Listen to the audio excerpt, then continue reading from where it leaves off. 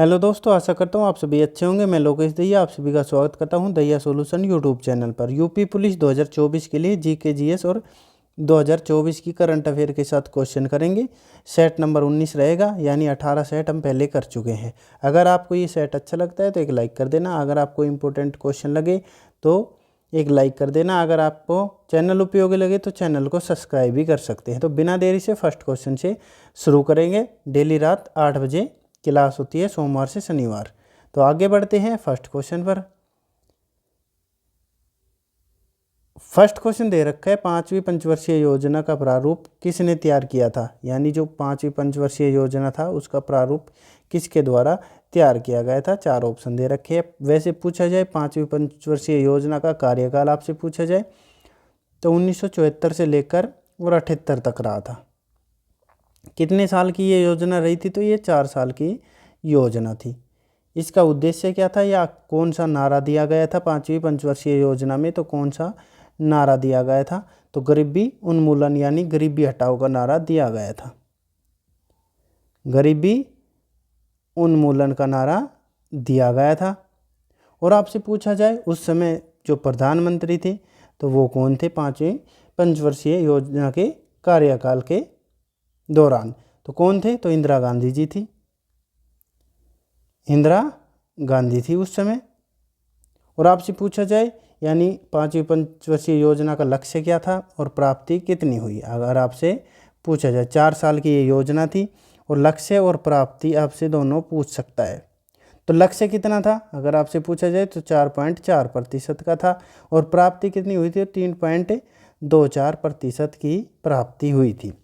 प्रारूप किसने तैयार किया था, वो कौन सा रहेगा, तो ऑप्शन ए सही रहेगा, डीपी धर। यानी डीपी का मतलब क्या होगा, तो दुर्गा प्रसाद। अगर आपसे ये भी पूछ सकता है क्या होगा, तो दुर्गा प्रसाद धर के द्वारा प्रारूप तैयार किया गया था। आगे बढ़ते हैं अगले क्वेश्चन पर। अब अगला क्वेश्चन दे रखा है, 1828 में ब्रह्म समाज की स्थापना किसने की थी। ब्रह्म समाज की स्थापना कब की हुई थी, तो 1828 यानी 20 अगस्त 1828 में। 20 अगस्त 1828 में इस ब्रह्म समाज की स्थापना हुई थी और किसके द्वारा की गई थी। तो 4 ऑप्शन दे रखे हैं, कौन सा सही रहने वाला है। रविंद्रनाथ टैगोर, बाबा आमटे, राजा राम मोहन राय या ज्योतिबा फुल्ले। तो किसके द्वारा की गई थी, कौन सा ऑप्शन सही रहेगा, तो ऑप्शन 3 सही रहेगा। राजा राम मोहन राय के द्वारा 1828 में ब्रह्म समाज की स्थापना की गई थी। और आत्मीय सभा की गठन किसने किया था, आत्मीय सभा का गठन किसने किया था, ये भी पूछा जाए 1815 के दौरान अगर पूछा जाए आपसे। और ये ब्रह्म समाज के संस्थापक राजा राम मोहन राय और इनके साथ कौन थे अगर पूछा जाए, तो द्वारकानाथ टैगोर जी थे। द्वारकानाथ टैगोर दोनों ने मिलकर ब्रह्म समाज की स्थापना की थी। अगर आपसे पूछा जाए राजा राम मोहन राय को राजा की उपाधि किसके द्वारा दी गई थी, ये भी पूछ सकता है। राजा की उपाधि किसके द्वारा दी गई थी, तो किसके द्वारा दी गई थी, तो अकबर सेकंड यानी अकबर द्वितीय के द्वारा दी गई थी। अकबर सेकंड के द्वारा राजा की उपाधि दी गई थी। Important question. आत्मीय सभा का गठन 1815 में किसके द्वारा किया गया था, तो राजा राम मोहन राय के द्वारा ही किया गया था। शॉर्ट में लिख देता हूँ, मोहन राय के द्वारा किया गया था। आगे बढ़ते हैं अगले क्वेश्चन पर। अब अगला क्वेश्चन है, डैश निर्मित करने की शक्ति केवल विधानसभा के पास होती है। यानी क्या चीज़ की जो निर्मित करने की शक्ति है वो विधानसभा, यानी विधानसभा के पास और लोकसभा के पास दोनों के पास होती है। यानी राज्यसभा और राज्यसभा और राज्य परिषद यानी विधान परिषद के पास नहीं होती है। लोकसभा और विधानसभा के पास होती है। परमादेश, ड्राफ्ट, अधिनियम या धन विधेयक, तो कौन सा सही रहेगा अगर आपसे पूछा जाए, तो ऑप्शन 4 सही रहेगा इसका, धन विधेयक। अगर पूछा जाए धन विधेयक का वर्णन किस अनुच्छेद में है, तो अनुच्छेद पूछा जाए 110 अनुच्छेद होगा। अगर आपसे पूछा जाए तो धन विधेयक किस किस में होता है, लोकसभा में भी पेश होता है और विधानसभा में भी। आगे बढ़ते हैं अगले क्वेश्चन पर। अब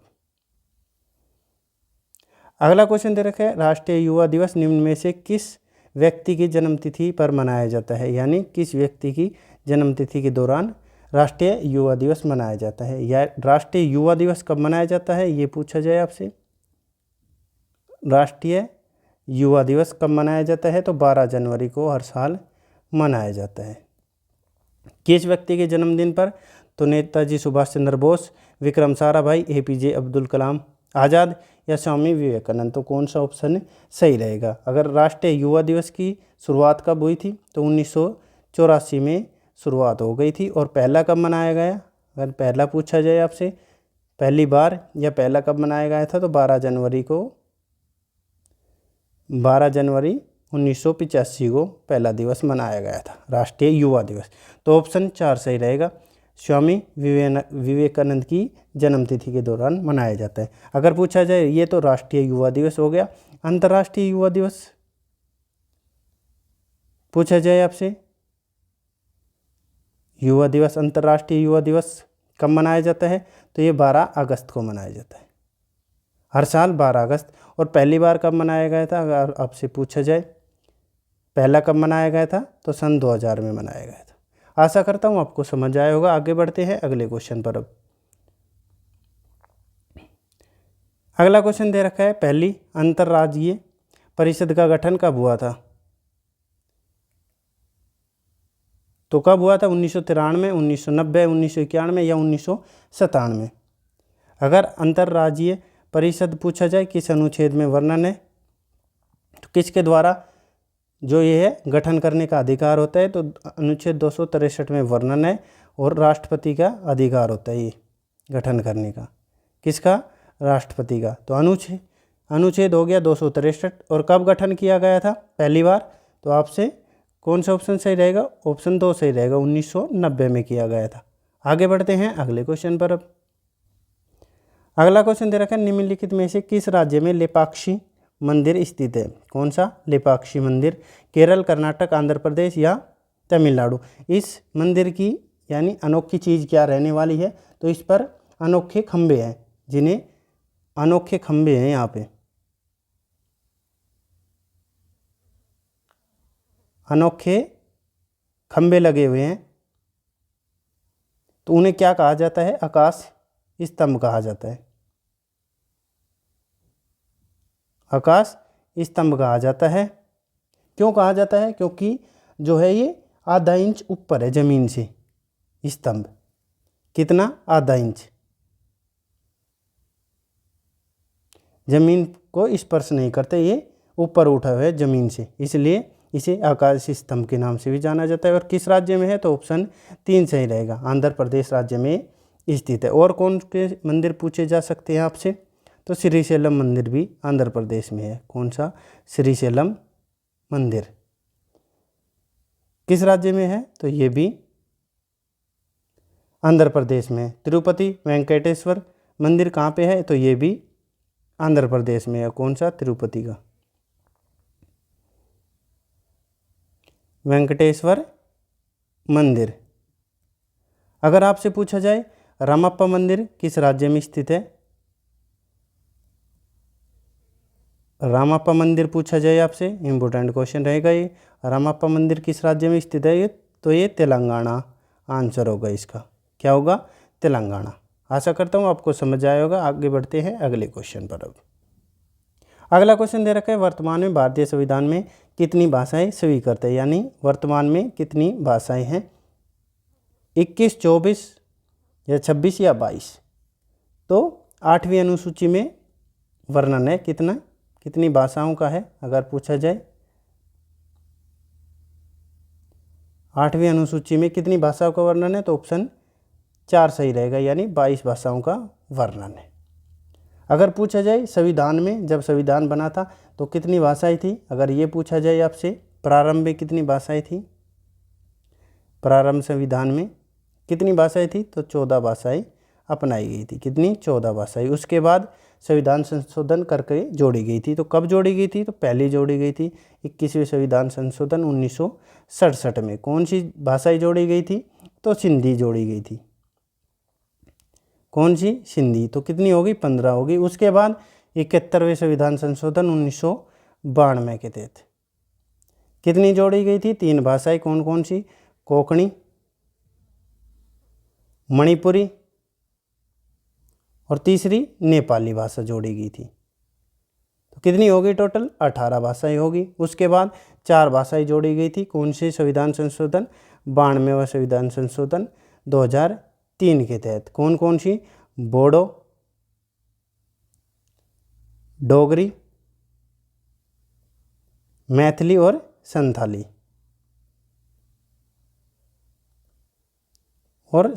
भाषा जोड़ी गई थी। तो कितनी हो गई टोटल? 22 भाषाएं जो हो गई है। और 8वीं अनुसूची में किस भाषा का वर्णन नहीं है? तो अंग्रेजी भाषा का वर्णन नहीं है इसमें। कौन सी भाषा का? अंग्रेजी भाषा का वर्णन नहीं है इसमें। ये इंपॉर्टेंट क्वेश्चन। आगे बढ़ते हैं अगले क्वेश्चन पर। अब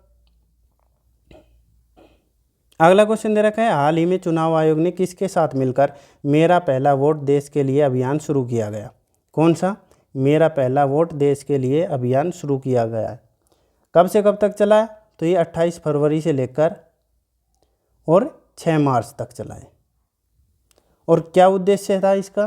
तो युवाओं को जागरूक करना इसका उद्देश्य था। युवाओं को जागरूक करना।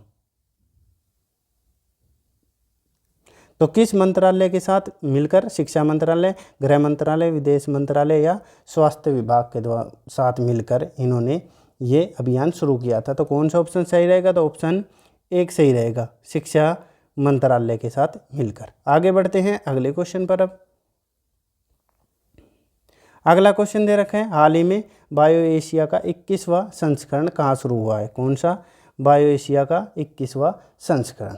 अगर पूछा जाए कब से कब तक चला है, तो ये भी 26 फरवरी से लेकर 28 फरवरी तक चला है। कहाँ पे आयोजन है? गांधीनगर या हैदराबाद, जयपुर या नई दिल्ली में। तो कहाँ पे चला है? कौन सा ऑप्शन सही रहेगा?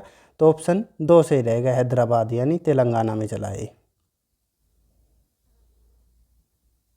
और ये तेलंगाना ही ने सरकार ने ही ये बायो एशिया जो शुरू की है ये पहल, तो तेलंगाना सरकार ने की थी। कब की थी? तो 2003 में ये शुरू की थी। आगे चलते हैं अगले क्वेश्चन पर। अब लास्ट क्वेश्चन हमारा, यूनेस्को की विश्व धरोहर स्थल की सूची में शामिल महाबोधि मंदिर। कौन सा? महाबोधि मंदिर कहाँ स्थित है? बोधगया, कुशीनगर, पटना या देवरिया में। तो कहाँ पे है और किसका है? तो ये बौद्ध धर्म से संबंधित मंदिर है। किससे? बौद्ध धर्म से संबंधित मंदिर है। और किस नदी के किनारे है? अगर पूछा जाए तो निरंजना नदी के किनारे है। और यूनेस्को की विश्व धरोहर स्थल में कब शामिल किया गया था ये? अगर ये पूछा जाए धरोहर स्थल में कब शामिल किया गया, तो 2002 में किया गया। कहाँ पे स्थित है? तो ऑप्शन 1 सही रहेगा, बोधगया यानी बोधगया के बिहार राज्य के बोधगया शहर में स्थित है। यूनेस्को के बारे में पढ़ते हैं। यूनेस्को की स्थापना अगर पूछी जाए आपसे, स्थापना पूछी जाए और मुख्यालय पूछा जाए, और कौन सी संस्था है, तो ये एक शैक्षिक और सांस्कृतिक संस्था है, संगठन। एक शैक्षणिक और सांस्कृतिक संगठन है। अगर स्थापना पूछी जाए तो 4 नवंबर 1945 को इसकी स्थापना हुई थी। 4 नवंबर 1945। मुख्यालय पूछा जाए तो पेरिस, फ्रांस में इसका मुख्यालय, पेरिस, फ्रांस में। आशा करता हूँ हमारे द्वारा कराया गया हुआ टेस्ट अच्छा लगा होगा, और अगर अच्छा लगे या उपयोगी क्वेश्चन लगे तो एक लाइक कर देना। अगर आपको चैनल उपयोगी लगे तो चैनल को सब्सक्राइब कर सकते हैं। आपका दिन शुभ हो। धन्यवाद।